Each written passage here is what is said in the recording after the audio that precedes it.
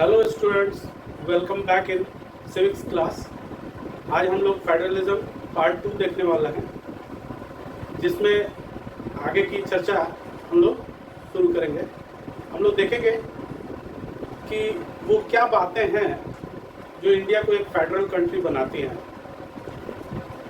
क्योंकि जैसा कि हम लोग जान गए हैं कि संविधान में कहीं भी फेडरल शब्द का प्रयोग नहीं किया गया है। तो जब फेडरल शब्द का प्रयोग नहीं किया गया है तो ये बात जानना जरूरी है कि क्या इंडिया एक फेडरल कंट्री है। अगर है तो कौन सी वो बातें हैं जो इस बात को साबित करती हैं कि India is a federal country. तो आइए देखते हैं, शुरू करते हैं। What makes India a federal country? वो कौन सी बातें हैं जो इंडिया को एक फेडरल कंट्री बनाती है। सबसे पहला चीज़ है कि फेडरलिज्म का जो है वो एक वर्टिकल डिस्ट्रीब्यूशन होना चाहिए गवर्नमेंट का। तो 3 लेवल्स ऑफ गवर्नमेंट इंडिया में पाई जाती है। There are 3 tiers of government, that is union government, state government and local government. इसको मैंने पहले पार्ट में भी बताया है कि इंडिया में 3 टीयर्स में जो है गवर्नमेंट वर्क करती है। ऊपर सेंट्रल गवर्नमेंट, फिर स्टेट गवर्नमेंट, फिर लोकल गवर्नमेंट। लोकल गवर्नमेंट में गांव की तरफ पंचायत हो जाता है और अर्बन साइड में म्युनिसिपल कॉरपोरेशन हो जाता है। तो इस तरह हम लोग देखते हैं कि 3 टीयर्स में गवर्नमेंट को बांटा गया है और ये एक फेडरलिज्म की पहली निशानी है, कह सकते हैं हम लोग कि ये पहला प्रूफ है कि India is a federal country. यहाँ पर डिवीजन ऑफ पावर्स भी है। यहाँ पर division of powers state government, union government और लोकल गवर्नमेंट के बीच में है। तो हम लोग अब ये समझने की कोशिश करते हैं कि कॉन्स्टिट्यूशन में किस तरह इस बात को बताया गया है कि जो यूनियन है यानी सेंट्रल गवर्नमेंट है, स्टेट गवर्नमेंट है और लोकल गवर्नमेंट है, उनके पावर्स क्या होने वाले हैं, उनके पास कौन कौन से पावर्स हैं जिन पर वो वर्क करेंगे, जिन पर वो लॉज बना सकते हैं लेजिस्लेचर में। तो division of power, the constitution divide powers between union and state government by 3 lists. तो कॉन्स्टिट्यूशन में 3 लिस्ट दिए गए हैं। लिस्ट हम लोग घर में भी बनाते हैं लिस्ट, ठीक उसी तरह का सामान का लिस्ट बनाते हैं, ठीक उसी तरह का लिस्ट है जो कॉन्स्टिट्यूशन में दिया हुआ है। वो ये बताता है कि यूनियन गवर्नमेंट के क्या पावर्स होंगे, स्टेट गवर्नमेंट के क्या पावर होंगे और लोकल गवर्नमेंट्स के क्या पावर होंगे। तो this list is mentioned in article 246। संविधान के आर्टिकल नंबर 246 में इस बात का प्रावधान किया गया है कि वो कौन कौन से लिस्ट हैं और उसमें कौन कौन से सब्जेक्ट्स आते हैं जिन पर जो यूनियन गवर्नमेंट के लिए होंगे, जो स्टेट गवर्नमेंट के लिए होंगे। Of constitution and written is 7th schedule. और इसको मेंशन तो किया गया आर्टिकल 246 में, इसको बताया गया है कि एक लिस्ट है और वो लिस्ट जो है वो संविधान के 7th शेड्यूल में दर्ज किया गया है, उसको लिखा गया कि वो कौन से होंगे। तो इसमें से पहला लिस्ट जो है वो उसको हम लोग यूनियन लिस्ट कहते हैं। यूनियन लिस्ट तो देखते हैं कि यूनियन लिस्ट में कौन कौन से सब्जेक्ट्स आते हैं जिस पे सेंट्रल गवर्नमेंट के पावर्स काम करें। It includes subject of national importance. वो सारे सब्जेक्ट्स जिसमें नेशन को इम्पोर्टेंस मिलना है, वैसे सारे जो सब्जेक्ट्स हैं वो सेंट्रल गवर्नमेंट के, यूनियन गवर्नमेंट के हाथ में होंगे। Such as defence of country, यानी उसमें आर्मी वगैरह आ जाती है, या डिफेंस से संबंधित कोई खरीदारी करनी है तो वो सेंट्रल गवर्नमेंट ही करेगी। फॉरेन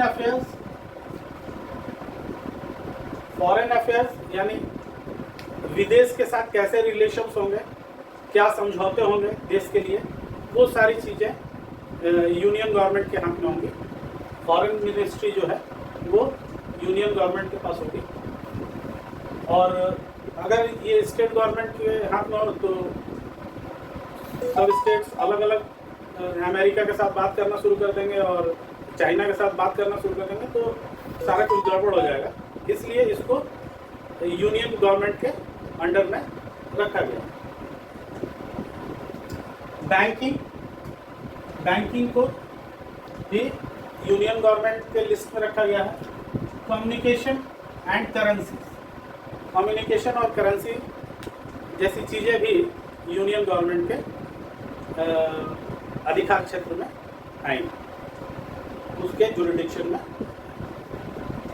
अब हम लोग देखते हैं स्टेट लिस्ट में क्या आता है। अब आपको लग रहा होगा कुछ बचा ही नहीं, ऐसा नहीं है। बहुत सारे पावर्स स्टेट गवर्नमेंट्स को भी दिए गए हैं through our constitution. State list it content subjects of state and local importance, जो स्टेट के स्तर की चीज़ें हैं और जो लोकल इम्पोर्टेंस की चीज़ें हैं उनको स्टेट गवर्नमेंट के हैंड में हमारे कॉन्स्टिट्यूशन देती है। सच एज पुलिस, एक स्टेट की एडमिनिस्ट्रेशन को चलाने के लिए हर स्टेट की अपनी पुलिस होती है। महाराष्ट्र की अपनी है, यूपी की अलग है, बिहार की पुलिस अलग है, महाराष्ट्र की अलग है और तेलंगाना की अलग है। तो हर जगह हर स्टेट्स की पुलिस जो है वो स्टेट गवर्नमेंट का इशू है, स्टेट गवर्नमेंट का सब्जेक्ट होगा। ट्रेड से संबंधित, कॉमर्स से संबंधित, एग्रीकल्चर और एजुकेशन, ये तमाम जो मुद्दे हैं ये आ जाते हैं स्टेट लिस्ट में, जिन पे लॉज बनाने का अधिकार स्टेट गवर्नमेंट को होता है, न कि यूनियन गवर्नमेंट। ये स्पेसिफाइड है in our constitution. Third is concurrent list. Concurrent list. It includes subject of common interest to both the union and the state government. कुछ ऐसे सब्जेक्ट्स होते हैं जो कॉमन इश्यूज है और उन पे जो है यूनियन गवर्नमेंट भी लॉज बना सकती है और स्टेट गवर्नमेंट भी लॉज बना सकती है। सच एज एजुकेशन, एजुकेशन से संबंधित हम लोग देखते हैं जहाँ एक सेंट्रल बोर्ड चलता है वहीं एक यूपी बोर्ड या महाराष्ट्र बोर्ड भी चलता है। तो एजुकेशन से संबंधित लॉज जो है उनको सेंट्रल गवर्नमेंट भी बना सकती है और स्टेट गवर्नमेंट भी बना सकती है। फॉरेस्ट, ट्रेड यूनियन से संबंधित, मैरिज, एडॉप्टेशन और सक्सेशन, ये सारी कुछ जो हैं, चाहे वो मैरिज हो, मैरिज से संबंधित कोई भी कानून बनाना है तो वो स्टेट गवर्नमेंट भी बना सकती है और सेंट्रल गवर्नमेंट भी बना सकती है। एडॉप्शन मतलब गोद लेना, तो उस पर स्टेट गवर्नमेंट भी बना सकती है और यूनियन गवर्नमेंट भी बना सकती है।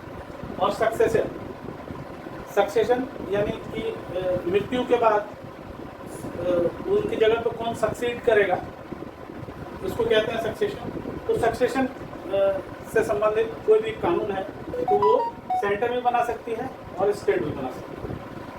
तो ये तीन लिस्ट मुख्य तौर पे जब कॉन्स्टिट्यूशन बना उसी समय इसको स्पेसिफाइड कर दिया गया। लेकिन समस्या तब उत्पन्न हुई, प्रॉब्लम तब क्रिएट हुआ जब इंडिया आज़ाद हो गया और बहुत साल गुजर गए, तो कुछ ऐसे मैटर्स नए आए। तो प्रॉब्लम ये हुआ कि उनको किस लिस्ट में डाला जाए। लॉ मेकर्स के सामने ये प्रॉब्लम था कि उसको किस लिस्ट में डाला जाए। तो उसके लिए एक अलग से लिस्ट बनाई गई जिसको हम लोग रेसिड्यूरी लिस्ट कहते हैं।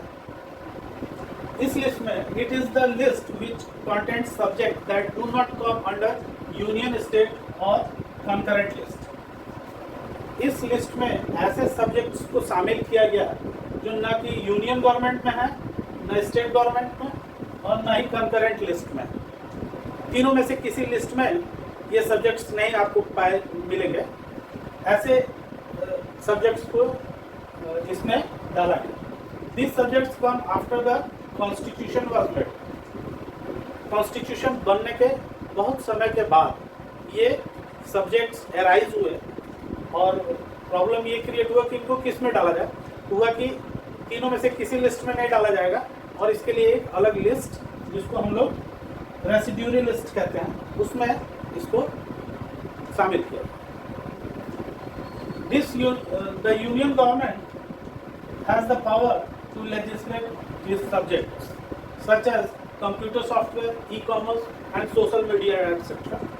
ये कुछ ऐसे सब्जेक्ट्स थे जो अभी 2 डेकेड में हम लोगों के सामने आए हैं, जैसे कंप्यूटर सॉफ्टवेयर, ई कॉमर्स और सोशल मीडिया जैसे सब्जेक्ट्स जो हैं।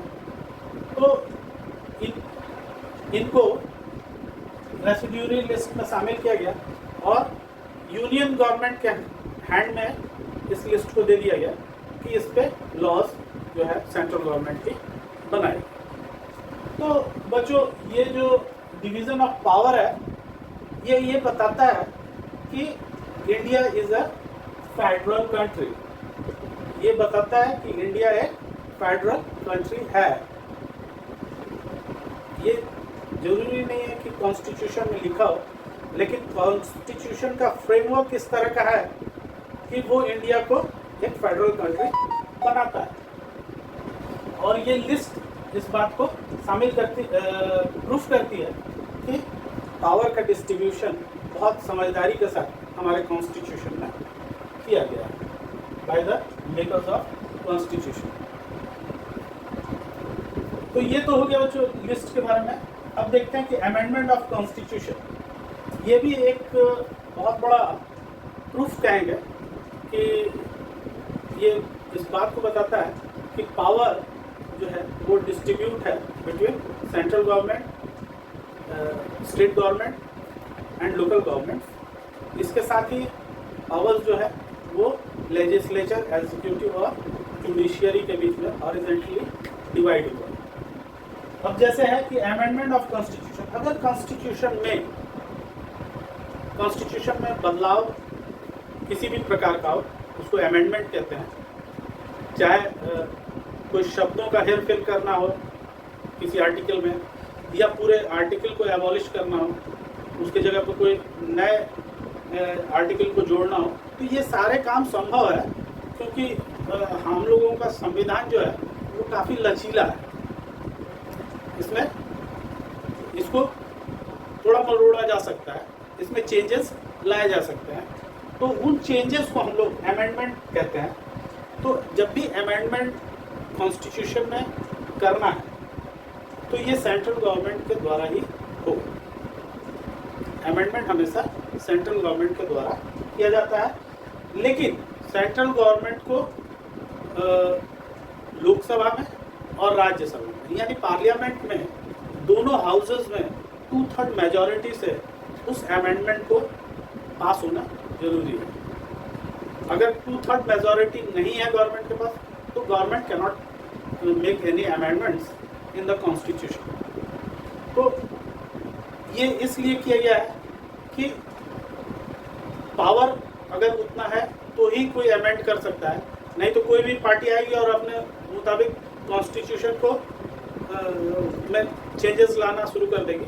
तो ऐसा ना हो, इसके लिए जो कॉन्स्टिट्यूशन के का फ्रेमवर्क तैयार किया गया उसमें ये प्रावधान किया गया, इस बात को शामिल किया गया कि ऐसा ना हो और जो भी गवर्नमेंट हो वो अमेंडमेंट तभी कर सकती है जब उसके पास 2/3 मेजॉरिटी दोनों हाउस में, क्योंकि राज्यसभा जो है वो स्टेट गवर्नमेंट को रिप्रेजेंट करती है, तो स्टेट गवर्नमेंट का भी इन्वॉल्वमेंट हो जाएगा और लोकसभा में जो है वो सेंट्रल गवर्नमेंट का इन्वॉल्वमेंट होगा। तो दोनों के इजाज़त से, दोनों के कॉन्सेंट से ही कॉन्स्टिट्यूशन में कोई अमेंडमेंट संभव है। Next is independent court and interpretation of the constitution. अब जो चौकीदार है वो कॉन्स्टिट्यूशन का उसको बना दिया गया है जुडिशियरी, कि आप इसकी देखभाल करेंगे, कॉन्स्टिट्यूशन को का कोई गलत इस्तेमाल ना हो, या जहाँ किसी को कोई समझ में नहीं आ रहा है तो उसके लिए इंटरप्रेट कौन करेगा? वो जुडिशियरी करेगी, ठीक है। अगर और कोर्ट जो है एक इंडिपेंडेंट बॉडी है, जैसा कि हम लोगों ने पढ़ा है हॉरिजॉन्टल डिस्ट्रीब्यूशन में जुडिशियरी आती है। तो जैसे लेजिस्लेचर है, जैसे एग्जीक्यूटिव है, कोई किसी के वर्क में इंटरफियरेंस नहीं करते हैं, लेकिन एग्जीक्यूटिव आंसरेबल होते हैं लेजिस्लेचर को, लेकिन जुडिशियरी एकदम न्यूट्रल बॉडी है और उसके पावर्स बिल्कुल अलग हैं, और उसको ही अधिकार है कि कोई भी विश्लेषण हो तो वो उस पर अपना विचार बताएगा, कि सही इंटरप्रेट करेगा कि कॉन्स्टिट्यूशन इस आर्टिकल में क्या कहना चाहता है। इसको बताने की जिम्मेवारी कोर्ट की होगी। इंडिपेंडेंट कोर्ट बिल्कुल इंडिपेंडेंट बॉडी है, उस पर किसी का जोर नहीं है। ये नहीं कि प्राइम मिनिस्टर कुछ कह जाए तो उसको मानना है ना, वो बातें नहीं है मानने की, किसी की बात को मानने के लिए बात नहीं है। वो अपने विवेकाधिकार का प्रयोग करेगा और निर्णय करेगा, और कॉन्स्टिट्यूशन के लॉज क्या कहते हैं, आर्टिकल्स क्या कहते हैं, वो सबको समझाएगा। तो इसीलिए उसको कॉन्स्टिट्यूशन के देखभाल के लिए जुडिशियरी को रखा गया है। जुडिशियरी के कंधे पर इस जिम्मेवारी को दी गई है कि आप कॉन्स्टिट्यूशन को में कोई भी प्रॉब्लम आता है तो उसको आप क्लियर करेंगे सबके सामने, सबको समझाने की कोशिश करेंगे कि ऐसा नहीं ऐसा है। तो independent court is independent and interpretation of the constitution, ये काम जो है वो कोर्ट का होगा। In the case of any dispute about the division of power और जुरिडिक्शन, कभी कभी ऐसा होता है कि जुरिडिक्शन को लेकर कुछ कॉन्फ्लिक्ट हो जाता है स्टेट गवर्नमेंट और यूनियन गवर्नमेंट के बीच में। अगर ऐसी स्थिति पैदा हो जाती है तो वो दोनों कहाँ जाते हैं? जुडिशियरी के पास, और जुडिशियरी इसको क्लैरिफाई करती है कि इस पे ये जो लॉ है, ये जो आर्टिकल है, वो क्या कहना चाहता है और किस सब्जेक्ट पर कौन जो है लॉज बना सकता है।